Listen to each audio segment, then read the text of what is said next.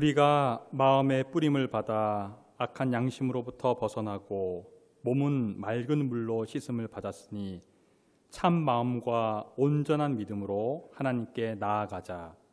하나님은 영이시니 예배하는 자가 영과 진리로 예배할지니라. 아멘. 삼회교회 교우 여러분, 일주일 동안 평안하셨는지요? 이렇게 온라인으로 함께 예배 드린 지가 많이 된 것 같습니다. 이제 많이 익숙해지셨을 테니까 이 온라인 예배를 통해서 함께 큰 은혜 받는 귀한 시간 되시기를 바랍니다. 오늘 다 함께 성령 강림 후 네 번째 주일 예배 온라인으로 드리시겠습니다. 찬송가 77장 거룩하신 하나님, 찬송가 77장 거룩하신 하나님 다 함께 부르시겠습니다.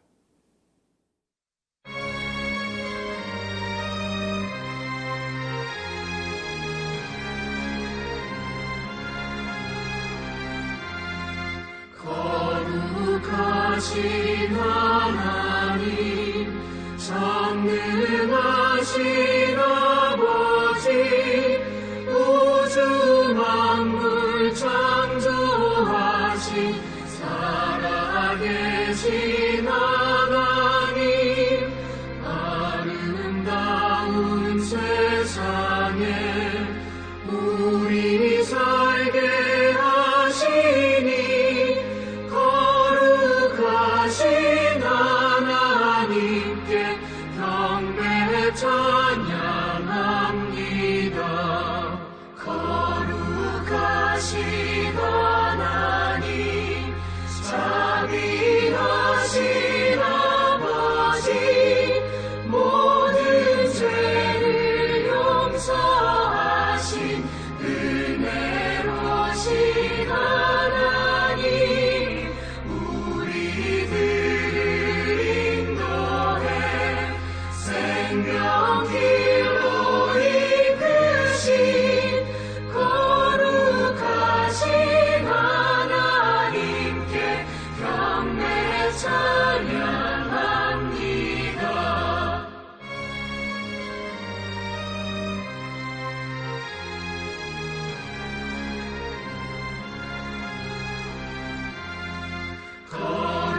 거룩하신 하나님, 영원하신 아버지, 영생하는 말씀으로 복을 주신 하나님, 이 세상을 진리로 이끄시는 하나님, 거룩하신 하나님께 감사 찬양합니다.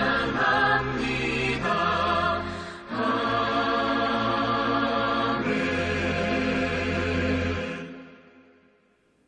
교동문 7번 시편 13편, 교동문 7번 시편 13편 함께 교독하시겠습니다.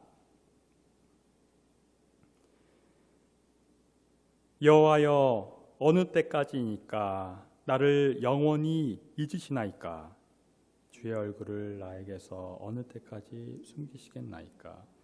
나의 영혼이 번민하고 종일토록 마음에 근심하기를 어느 때까지 하오며 내 원수가 나를 치며 자랑하기를 어느 때까지 하리이까?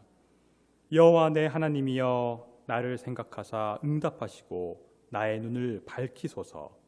두렵건대 내가 사망의 잠을 잘까 하오며, 두렵건대 나의 원수가 이르기를 내가 그를 이겼다 할까 하오며, 내가 흔들릴 때에 나의 대적들이 기뻐할까 하나이다. 나는 오직 주의 사랑을 의지하여 싸우니 나의 마음은 주의 구원을 기뻐하리이다. 내가 여호와를 찬송하리니 이는 주께서 내게 은덕을 베푸심이로다. 아멘. 다 함께 참회 기도를 드리시겠습니다. 하나님, 시시각각으로 하나님께서 우리를 살펴주시지만 온전한 믿음을 갖지 못하고 불안하고 두려움에 사로잡혀 살아가는 우리의 모습을 고백합니다. 감사해야 될 많은 일들은 쉽게 잊어버리고 사소한 것에도 불만을 갖는 우리의 옹졸한 모습도 고백하오니 용서하옵소서.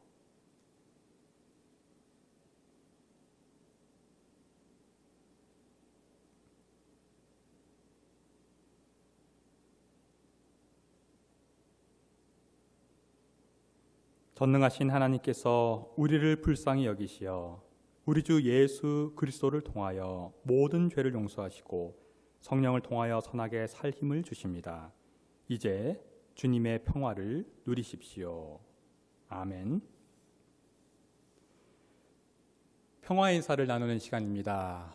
이제 화면을 통해서 저와 함께 또 함께 예배 드리시는 분과 함께 주님의 평화를 나누겠습니다. 이렇게 말씀하면 좋겠습니다. 주님의 평화가 함께 하시길 빕니다. 시작. 주님의 평화가 함께 하시길 빕니다. 주님의 평화가 함께 하시길 빕니다. 주님의 평화가 함께 하시길 빕니다.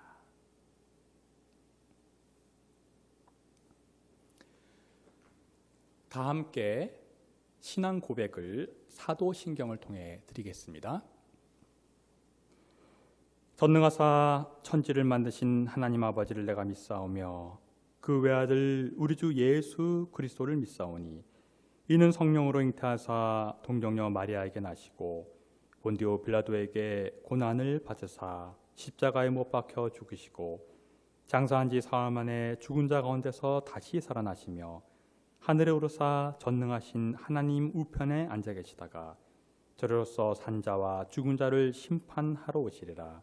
성령을 믿사오며 거룩한 공예와 성도가 서로 교통하는 것과 죄를 사하여 주는 것과 몸이 다시 사는 것과 영원히 사는 것을 믿사옵나이다.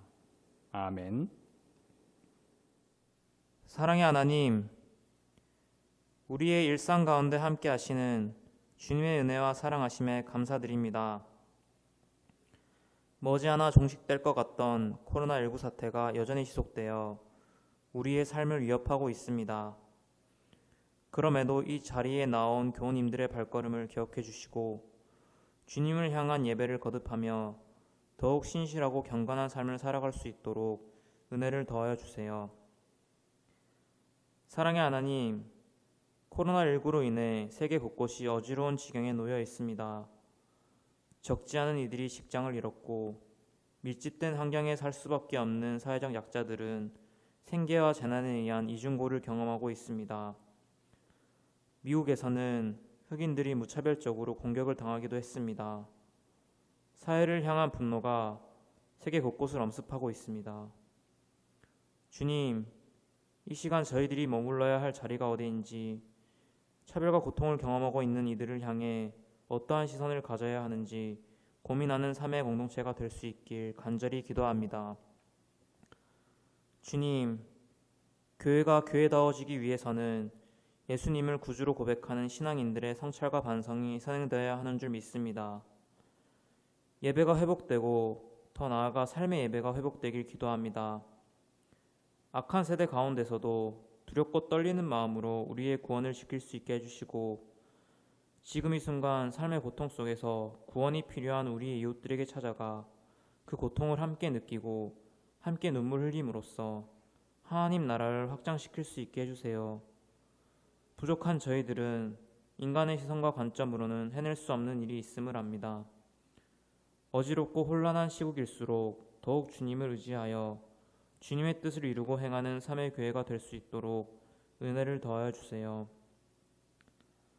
주님의 사랑은 단순히 말로써 실현될 수 있는 성질의 것이 아닌 줄 압니다. 먼저 믿음의 공동체가 앞장서서 그리스도의 삶을 살아가야 하는 줄 믿습니다. 지극히 작은 자 하나에게 한 것이 곧 내게 한 것이라고 말씀하셨던 예수님의 가르침을 기억합니다. 주님께서 끊임없이 낮은 곳을 향해 발걸음을 내디디셨던 것처럼 우리도 먼저 그리스도의 본을 받아 살아갈 수 있도록 힘을 더하여 주세요. 마지막으로 말씀을 전해주실 목사님을 위해 기도합니다. 하루하루의 삶에 동행하시어 영육 간의 강건함을 더하여 주시고 목사님의 모든 기도와 계획들이 주님의 뜻과 합치될 수 있도록 은혜를 더하여 주세요. 또한 오늘 전해지는 말씀에도 권능을 더하여 주셔서 그 말씀이 저희들의 가슴에 깊은 감동과 은혜의 물결로 기억될 수 있도록 마지막 순간까지 함께하여 주세요. 언제나 살아계셔서 역사하시는 주님을 믿으며 예수님의 이름으로 기도드렸습니다. 아멘.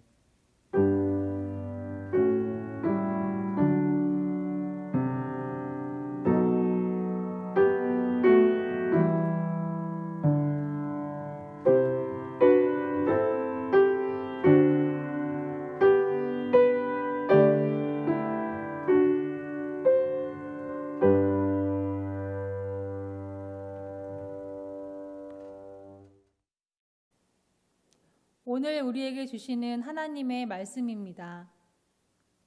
구약성서 24쪽 창세기 22장 1절부터 14절까지 말씀입니다. 구약성서 24쪽 창세기 22장 1절부터 14절까지 말씀입니다. 이런 일이 있은 지 얼마 뒤에 하나님이 아브라함을 시험해 보시려고 그를 부르셨다. 아브라함아 하고 부르시니 아브라함은 예 여기에 있습니다 하고 대답하였다. 하나님이 말씀하셨다. 너의 아들 내가 사랑하는 외아들 이삭을 데리고 모리아 땅으로 가거라. 내가 너에게 일러주는 산에서 그를 번제물로 바쳐라. 아브라함이 다음 날 아침에 일찍이 일어나서 나귀의 등에 안장을 얹었다. 그는 두 종과 아들 이삭에게도 길을 떠날 준비를 시켰다. 번제에 쓸 장작을 다 쪼개어 가지고서 그는 하나님이 그에게 말씀하신 그곳으로 길을 떠났다. 사흘 만에 아브라함은 고개를 들어서 멀리 그곳을 바라볼 수 있었다. 그는 자기 종들에게 말하였다. 내가 이 아이와 저리로 가서 예배를 드리고 너희에게로 함께 돌아올 터이니 그동안 너희는 나귀와 함께 여기에서 기다리고 있거라. 아브라함은 번제에 쓸 장작을 아들 이삭에게 지우고 자신은 불과 칼을 챙긴 다음에 두 사람은 함께 걸었다. 이삭이 그의 아버지 아브라함에게 말하였다. 그가 아버지 하고 부르자 아브라함이 얘야 왜 그러느냐 하고 대답하였다. 이삭이 물었다. 불과 장작은 여기에 있습니다마는 번제로 바칠 어린 양은 어디에 있습니까? 아브라함이 대답하였다. 얘야 번제로 바칠 어린 양은 하나님이 손수 마련하여 주실 것이다. 두 사람이 함께 걸었다. 그들이 하나님이 말씀하신 그곳에 이르러서 아브라함은 거기에 제단을 쌓고 제단 위에 장작을 벌려 놓았다. 그런 다음에 제 자식 이삭을 묶어서 제단 장작 위에 올려놓았다. 그는 손에 칼을 들고서 아들을 잡으려고 하였다. 그때 주님의 천사가 하늘에서 아브라함아, 아브라함아 하고 그를 불렀다. 아브라함이 대답하였다. 예, 여기 있습니다. 천사가 말하였다. 그 아이에게 손을 대지 말아라. 그 아이에게 아무 일도 하지 말아라. 내가 너희 아들, 너희 외아들까지도 나에게 아끼지 아니하니 내가 하나님 두려워하는 줄을 내가 이제 알았다. 아브라함이 고개를 들고 살펴보니 수풀 속에 순양 한 마리가 있는데 그 뿔이 수풀에 걸려 있었다. 가서 그 순양을 잡아다가 아들 대신에 그것으로 번제를 드렸다. 이런 일이 있었으므로 아브라함이 그곳 이름을 여호와 이레라고 하였다. 오늘날까지도 사람들은 주님의 산에서 준비될 것이다 라는 말을 한다. 이는 우리에게 주시는 하나님의 말씀입니다.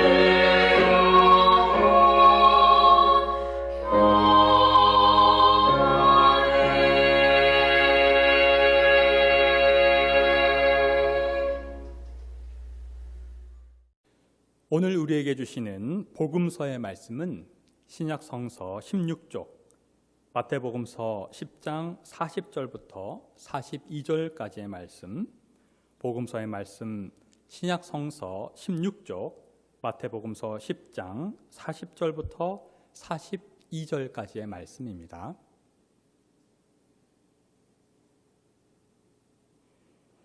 너희를 맞아들이는 사람은 나를 맞아들이는 것이요 나를 맞아들이는 사람은 나를 보내신 분을 맞아들이는 것이다.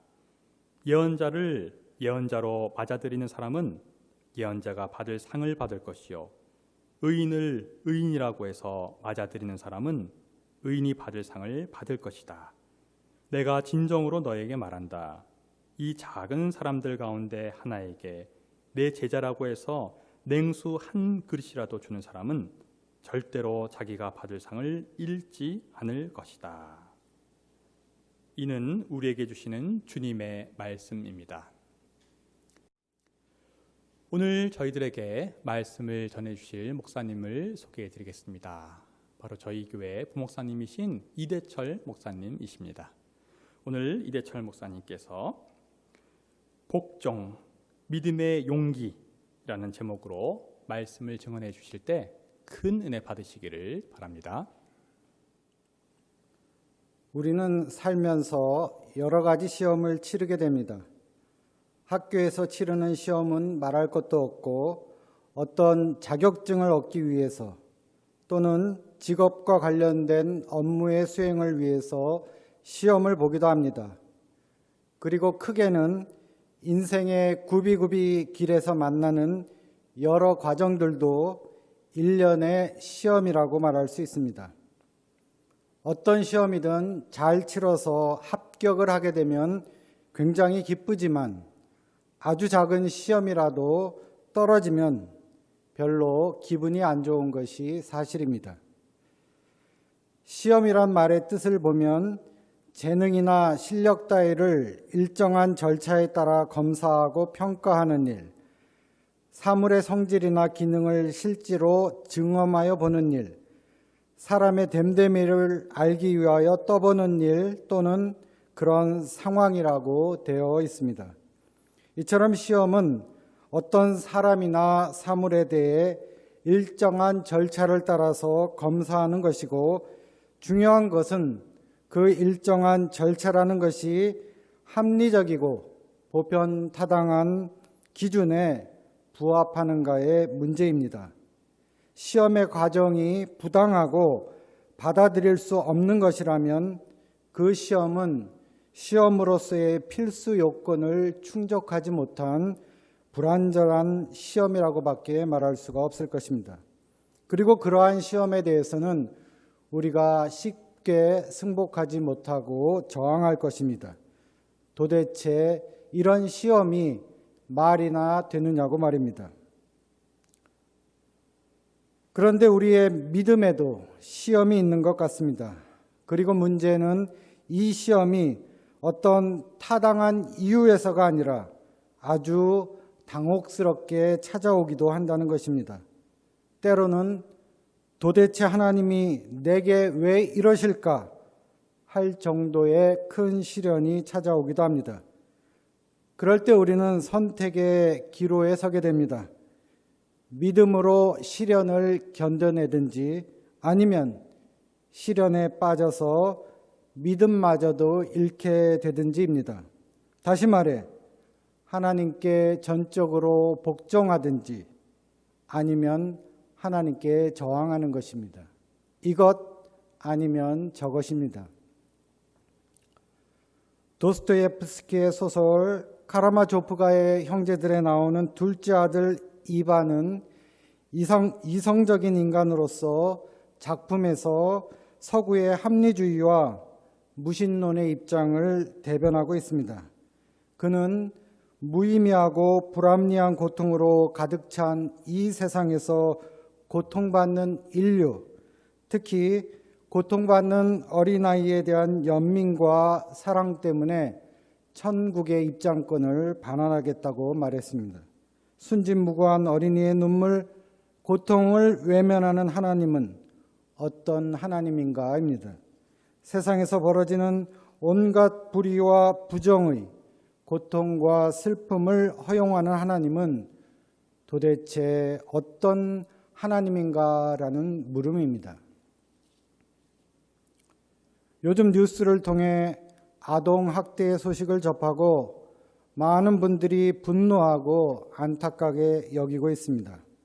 아이를 훈계한다고 캐리어 가방에 죽게 하였고 또 부모의 폭행과 감금으로 아이가 목숨을 걸고 4층에서 지붕을 타고 탈출하는 사건도 있었습니다.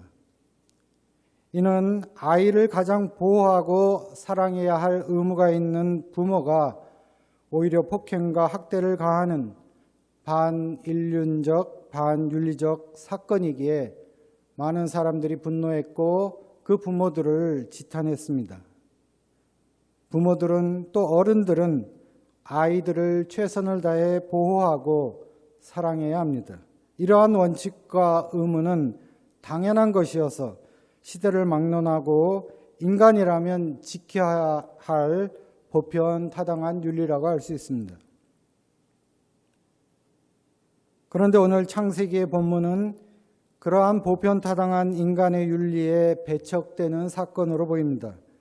하나님께서 아브라함을 시험하는 장면인데 이 시험은 비윤리적인 것을 넘어 어떻게 설명할 길이 없는 아주 당혹스러운 시험이라고 할 수 있습니다. 시험의 내용은 아동 학대 정도가 아니라 아버지가 아들을 죽여야 하는 살인입니다. 살인이라는 이런 상황이 시험이라는 말로 정당화되기는 어려울 것입니다. 오늘 우리에게 이러한 시험이 주어진다면 우리는 수험표를 반환하고 그 시험장에 입장하지 않을 것 같습니다. 세상에는 불의의 사고나 질병으로 사랑하는 자식을 잃은 부모들이 많이 있습니다. 그분들의 비통함은 미뤄 짐작조차 하기가 어렵습니다. 그런데 오늘 아브라함은 그러한 사고나 질병이 아니라 사랑하는 아들을 자기 손으로 죽여야 하는 불안과 절망의 상황에 직면해 있습니다. 이런 부조리하고 모순된 상황을 과연 시험이라고 할 수 있을까요? 그럼에도 성경은 아브라함의 시험 과정을 적나라하게 기록하고 있고 또 아들 이삭을 죽이려 했던 아브라함의 행위를 대표적인 믿음의 사례로 위대한 믿음으로 확증하고 있습니다. 그렇다면 성경은 왜 이런 무시무시하고 생각할 수도 없는 끔찍한 광경을 믿음의 시험이라고 말씀하고 있는 것일까요? 인간의 기본적이고 보편적인 원리들도 믿음이라는 이름 앞에서는 아무 소용이 없다는 말입니까? 우리 그리스도인들도 세상을 살아가면서 많은 어려움, 즉 시험에 봉착하게 됩니다. 그러나 우리들이 그 시험을 헤쳐나가는 방법은 하나님에 대한 믿음입니다. 우리는 믿음으로 바라는 것들을 확신하며 믿음으로 보이지 않는 것들을 증거를 삼아 살아가고 있습니다. 우리는 믿음으로 이 세상이 하나님의 말씀으로 지어졌다는 것을 깨달아 알고 있습니다. 따라서 믿음은 우리 그리스도인들의 모든 생각과 활동을 가능하게 하는 원동력이라고 할 수 있습니다. 그러나 그렇다고 믿음이 모든 보편적인 원리나 규범을 부정하는 것은 아닙니다. 이 아브라함의 이야기를 읽고 두려움과 떨림이라는 책을 쓴 19세기의 덴마크 철학자 키에르케고르는 믿음의 역설에 대해 다음과 같이 말했습니다. 좀 알쏭달쏭한데 제가 한번 읽어보겠습니다. 개별자가 보편적인 것보다 높이 있다는 것이고 개별자가 절대적인 것에 대한 그의 관계로서 보편적인 것에 대한 그의 관계를 규정한다는 것이지 보편적인 것에 대한 그의 관계로서 절대적인 것에 대한 그의 관계를 규정한다는 것은 아니다. 즉 믿음의 역설이란 개별자가 개별자로서 절대자에 대하여 절대적인 관계에 선다는 말입니다. 다시 말해 인간은 한 개인으로서 하나님에 대한 절대적인 의무를 지닌다는 것입니다. 지금 아브라함은 보편적인 윤리의 담지자로서가 아니라 하나님 앞에 절대적인 의무를 지닌 자로서 이 시험에 임하고 있다는 것입니다. 이는 언젠가 우리가 단독자로서 하나님 앞에 설 때에 바로 그 모습이기도 합니다. 그래서 이 시험은 우리에게도 매우 중요한 시험입니다. 아브라함의 생애에 있어 가장 큰 시험은 그가 오랜 세월을 기다린 끝에 약속의 아들을 얻은 후에 닥쳐왔습니다. 창세기 12장 1절에서 2절을 보면 일찍이 하나님께서는 아브라함에게 다음과 같이 말씀하셨습니다. 너는 네가 난 곳과 너희 아버지 집을 떠나서 내가 보여주는 땅으로 가거라. 내가 너로 큰 민족이 되게 하고 너에게 복을 주어서 내가 크게 이름을 떨치게 하겠다. 너는 복의 근원이 될 것이다. 하나님의 약속 하나만 의지해서 아브라함은 고향과 친척을 떠나 천신만고 끝에 가나안에 정착했고 100세에 가까스로 아들 하나를 얻어 이제 드디어 후손을 잇게 되었나 싶었는데 하나님은 그 아들을 번제물로 바치라는 것이었습니다. 외아들을 바쳐야 된다는 정신적인 충격은 말할 것도 없고 하나님이 이전에 주셨던 약속들은 어떻게 되는 것인지에 대한 커다란 의심과 혼란 때문에 아브라함은 충격에 빠졌을 것입니다. 아브라함은 하나님의 이 명령 앞에서 두려움과 떨리는 마음을 금할 수가 없었을 것입니다.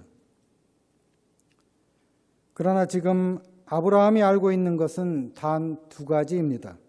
첫째, 하나님이 아들 이삭의 미래를 계획하시고 계신다는 것. 둘째, 그 하나님이 이삭을 번제물로 요구하신다는 것입니다. 아브라함은 이 두 가지를 합리적으로 도저히 조화시킬 수가 없었습니다. 이삭의 미래와 이삭의 죽음은 양립할 수 없는 것이었기 때문입니다. 그러나 아브라함은 이 모순된 두 가지를 동시에 믿고 결국 하나님의 말씀에 복종하는 길을 택합니다. 불안과 절망의 상황에서 아브라함이 선택한 것은 하나님에 대한 복종입니다. 이해할 수 없는 하나님의 명령이었지만 아브라함의 반응은 신속했습니다. 다음 날 아침 일찍 출발합니다. 브엘세바에서 모리아 산까지는 대략 80km 정도의 거리였다고 합니다. 하나님이 지시한 곳에 도착한 아브라함은 두 종을 남겨둔 채로 이삭만을 데리고 올라갑니다.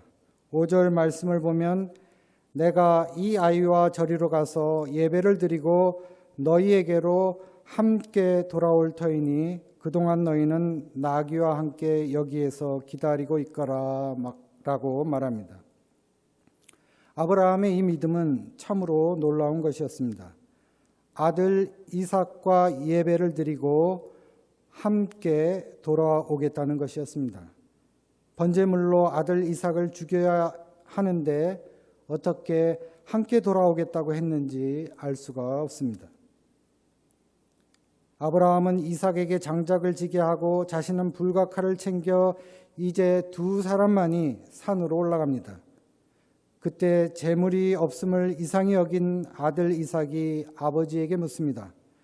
불과 장작은 여기에 있습니다마는 번제로 바칠 어린 양은 어디에 있습니까?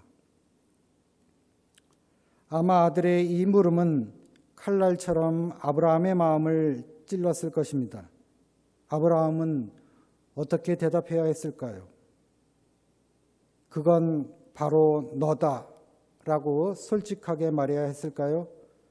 아니면 나도 모른다 라고 거짓을 말해야 했을까요? 아브라함은 여기서도 믿음의 대답을 합니다. 얘야, 번제로 바칠 어린 양은 하나님이 손수 마련하여 주실 것이다. 마침내 하나님이 말씀하신 곳에 이른 아브라함은 아들 이삭을 묶어 장작 위에 올려놓고 칼을 들어 잡으려고 합니다. 바로 그때 하나님께서 극적으로 개입하시고 아들 이삭 대신 뿔이 수풀에 걸려있던 순양을 잡아 번제를 드림으로 이 긴박했던 상황은 종료가 됩니다. 12절을 보면 이 시험에 대한 하나님의 평가가 바로 나옵니다. 네가 너의 아들 너의 외아들까지도 나에게 아끼지 아니하니 네가 하나님을 두려워하는 줄은 내가 이제 알았다. 이는 하나님께서 결코 아브라함의 아들 이삭의 희생제사를 받으시려고 한 것이 아니었으며 그것이 참으로 하나의 시험이었다는 사실을 보여줍니다. 아브라함이 칼을 손에 쥐고 이삭을 죽이려는 그 순간에 하나님은 보셨던 것입니다. 무엇을 보셨을까요? 바로 아브라함의 마음, 아브라함의 믿음입니다. 참으로 아들 이삭까지도 아끼지 않으면서 하나님을 경외하는 그 마음을 보셨던 것입니다. 하나님을 경외한다는 것은 하나님의 주권을 존중하는 것이요, 하나님을 절대적으로 신뢰하고 의심 없이 하나님께 복종하는 것입니다. 아브라함은 자기의 소망을 포기한 후에도 그 소망을 꽉 붙들고 있었고 시간적인 것을 버리고 나서도 역시 그 시간적인 것을 꽉 붙들고 있었는데 그것이야말로 참다운 믿음의 모습이었고 여기에 아브라함의 믿음의 위대함이 있다고 할 수 있습니다. 아브라함은 하나님께서 말씀하실 때까지 끝까지 침묵을 지켰고 또 하나님께서는 아브라함이 칼을 뽑을 그때까지 숨죽여 기다리고 계셨던 것입니다. 아브라함의 이 이야기는 오늘 우리에게 많은 믿음의 도전을 줍니다. 하나님을 믿고 있는 이상 우리는 믿음이란 무엇인가, 과연 어떻게 믿는 것이 바로 믿는 것인가를 고민하게 됩니다. 또 이러한 아브라함의 믿음이 과연 최선의 것이었는지, 나라면 과연 어떻게 했을 것인지에 대해서도 생각하게 됩니다. 오늘 당장이라도 하나님께서 내게 가장 소중한 것을 바치라고 말씀하신다면 그때 우리는 어떻게 할 수 있을까요? 만약 그렇다면 아브라함의 이 이야기는 아주 먼 옛날의 이야기만은 아닐 것입니다. 하나님은 아브라함과 이삭의 하나님이실 뿐만 아니라 바로 오늘 우리의 나의 하나님이시기 때문입니다. 따라서 아브라함의 이 이야기는 우리가 믿음의 생활을 해 나가면서 두고두고 생각해야 할 것을 많이 주는 믿음의 저장고라고 할 수가 있을 것입니다. 이제 두 가지만 함께 생각해보고 말씀을 맺고자 합니다. 첫째는 이 아브라함의 시험에서 시험 당사자가 누구인가의 문제입니다. 그렇습니다. 시험을 내시는 분은 하나님이시고 시험을 치르는 사람은 아브라함입니다. 그러나 좀 더 깊이 생각해 보면 하나님 자신이 시험 당사자라고도 생각해 볼 수 있습니다. 아브라함을 선택하신 분은 하나님이시기 때문입니다. 아브라함이 하나님을 믿기 전에 하나님께서는 아브라함을 믿으셨고 이 시험은 아브라함에 대한 하나님 자신의 믿음을 시험하는 시험이라고도 볼 수 있습니다. 그런 의미에서 이 사건은 하나님이 먼저 인간을 전적으로 믿어주신 사건이라고 할 수 있습니다. 믿음에 있어서 내가 하나님을 믿는 것이 중요한 것이 아니라 더욱 중요한 것은 하나님께서 나를 믿어주시는 것입니다. 나의 믿음이 겨자씨만하다면 하나님의 믿음은 그 겨자씨만한 믿음을 보시고 산을 들어 바다로 옮기시는 믿음입니다. 내가 하나님을 믿는다는 것은 사실 믿을 것이 못 됩니다. 하나님께서 나를 믿어주시는 것이 진짜 믿음입니다. 오늘 하나님께서는 아브라함을 보시고 아브라함을 믿어주셨습니다. 오늘 우리는 하나님이 믿으실 만한 그런 믿음의 사람입니까? 둘째는 믿음의 도약이 있기 위해서는 아브라함처럼 모든 것을 잃어버리는 죽음의 경험이 있어야 한다는 것입니다. 아브라함은 자신의 과거, 현재, 미래가 그 속에 들어있는 자신의 화신인 아들 이삭을 하나님께 드렸습니다. 이는 어떤 의미에서는 자기 자신을 하나님께 드리는 것보다 더 큰 희생입니다. 만약 아브라함이 이삭 대신 자기 자신을 죽여 하나님께 드렸다면 아브라함은 비극적인 영웅은 될지언정 믿음의 조상은 되지 못했을 것입니다. 그러나 아브라함은 극진히 사랑하는 아들을 자기 손으로 죽여야 하는 불안과 절망의 순간을 견뎌내므로 하나님께서 준비하신 새로운 생명에 이르렀습니다. 키에르케고르는 이처럼 하나님의 명령에 절대 복종하는 것이 곧 구원이고 여기에 아브라함의 믿음의 위대함이 있다고 말했습니다. 그리고 이 믿음으로 인해 아브라함은 잃어버린 것을 되찾게 되었다는 것입니다. 이제 아들 이삭만이 다시 살아난 것이 아니라 아브라함의 전 존재가 하나님 안에서 다시 살아나게 된 것입니다. 진정으로 하나님을 경외하고 두려워하는 사람은 아무것도 아끼지 않고 하나님이 원하시는 것을 복종하는 마음으로 드리면서도 하나님께서 예비하시리라는 것을 굳게 믿는 사람입니다. 이러한 믿음은 아브라함이 그 장소에 붙인 여호와 이레 아도나이 이르에, 즉 여호와께서 준비하시리라 혹은 보실 것이다 라는 이름 속에 요약되어 있습니다. 하나님께서는 그에게 나아오는 자들의 궁핍함을 보실 것이고 그들의 궁핍함을 채워주실 것입니다. 그리고 그들을 위해 하나님께서 준비하시는 중에 하나님이 보일 것이라고 말씀하십니다.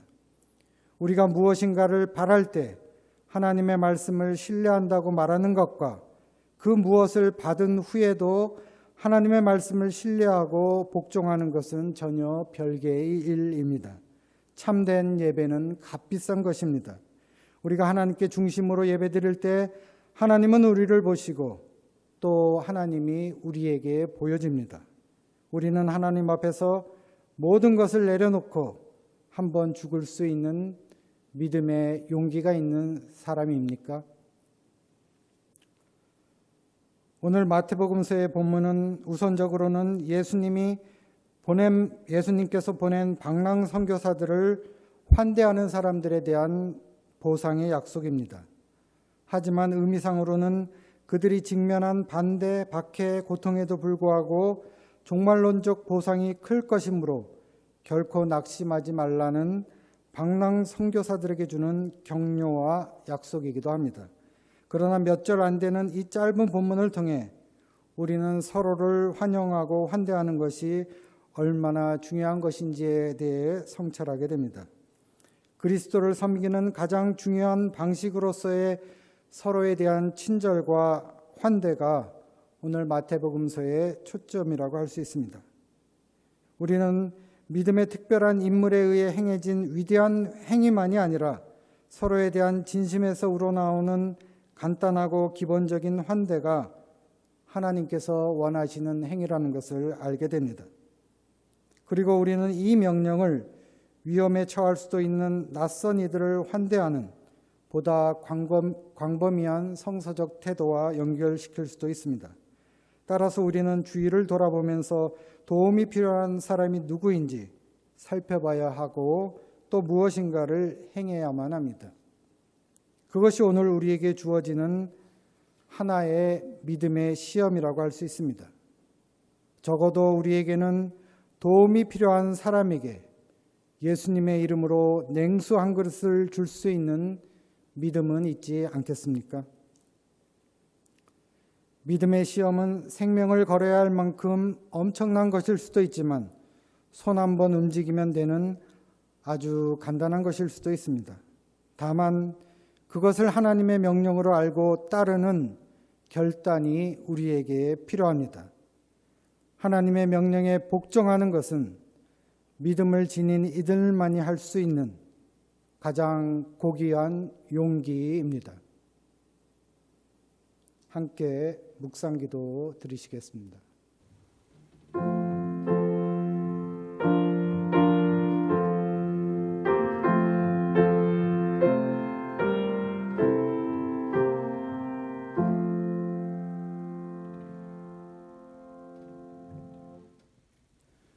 다 함께 찬송가 460장 뜻없이 무릎 꿇는, 찬송가 460장 뜻없이 무릎 꿇는 부르시겠습니다.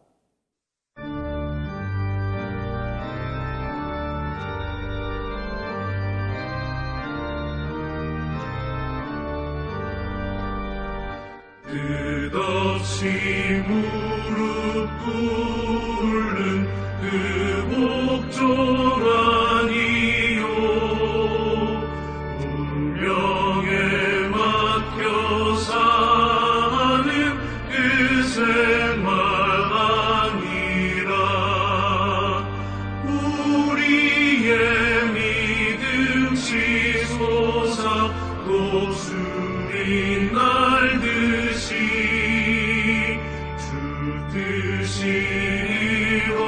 이루어지나 외치며 사나니 약한 자 힘주시고 강한 자 바르게 주한 자 정케 하니 주님의 뜻이라 내 아래 앞발 있는 것 주가 이기셔서 그 발로 막아주시어 정의가 사나니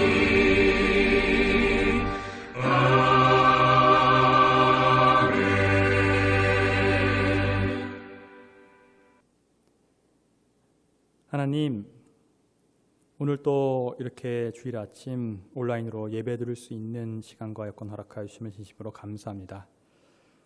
저희가 하나님을 믿는다고 하지만 참 그 믿음에 있어서 오늘 말씀에 잇대어 많은 것을 생각해 봤습니다. 도대체 믿는 것은 무엇이고 하나님께 순종하며 믿는 것은 무엇인지, 오늘 아브라함처럼 우리가 진짜 그러한 복종으로 믿을 수 있는지 많은 생각을 해봤습니다. 이왕 하나님을 믿기로 한 것이니 무슨 일이 있던 어떤 상황이건 끝까지 하나님의 손을 잡고 아브라함처럼 투쟁하면서 하나님을 믿을 수 있는 믿음의 용기를 허락하여 주옵소서.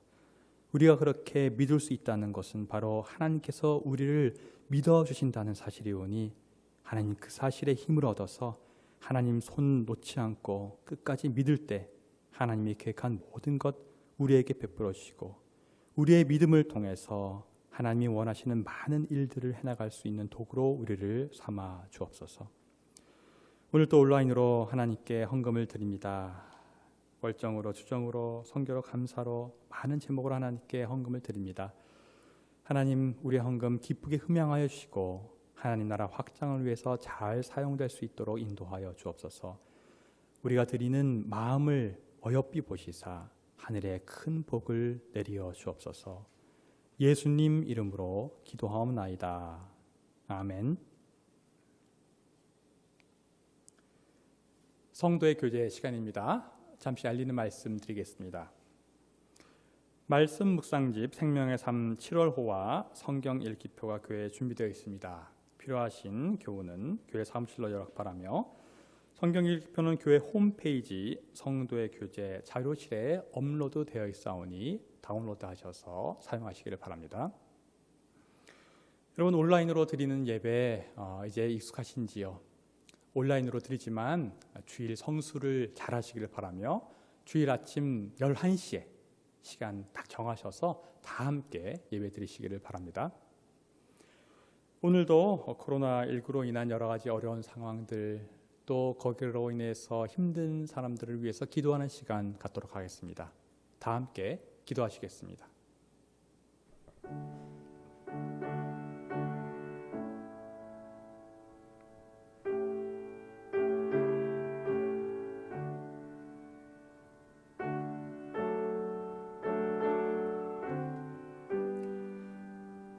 하나님, 우리의 기도를 받아주시고 이 어려운 상황이 속히 종식될 수 있도록 도와주시고 이 어려움 속에서 힘들어하는 그런 많은 사람들 건강으로 또 심적으로 힘들어하는 사람들에게 성령의 위로를 부어 주옵소서. 예수님 이름으로 기도합나이다. 아멘. 다 함께 찬송가 635장 주기도문, 찬송가 635장 주기도문 부르시겠습니다.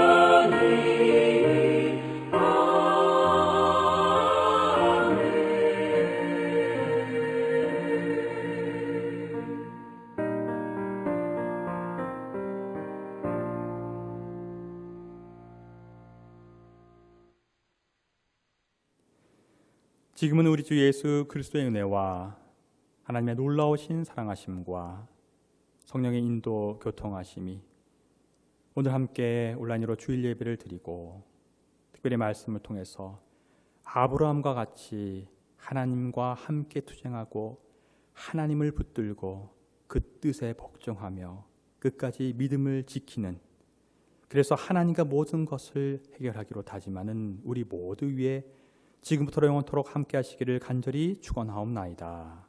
아멘.